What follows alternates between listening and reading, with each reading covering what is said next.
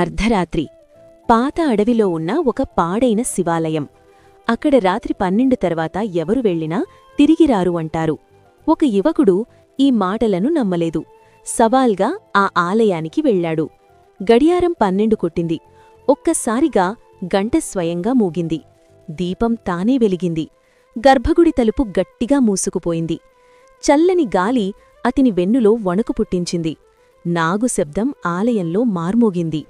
శివలింగం మీద రక్తం కారుతున్నట్టు కనిపించింది. కాని కొన్ని క్షణాల్లో అతనికర్థమైంది, అది రక్తం కాదు, అతను చేసిన పాపాల ప్రతిబింబం. అప్పుడే ఒక గంభీరమైన స్వరం ఆలయంలో మార్మోగింది. నిన్ను భయపెట్టడానికి కాదు, మార్పు కోసం పిలిచాను. ఆ యువకుడు కళ్లలో నీళ్లు వచ్చాయి. మోకాళ్లపై కూర్చుని చేతులు జోడించాడు. ఆ రాత్రి ఒక మనిషి భయంతో కాదు, భక్తితో మారిపోయాడు. ఓం నమఃశివాయ అని కామెంట్లో రాయండి.